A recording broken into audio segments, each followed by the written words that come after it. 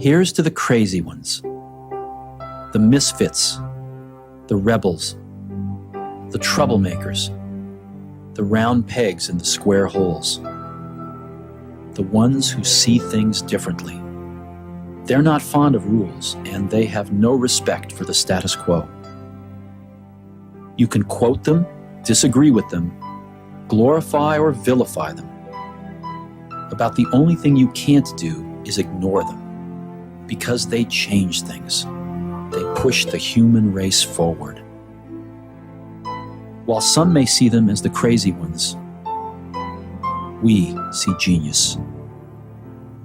Because the people who are crazy enough to think they can change the world are the ones who do.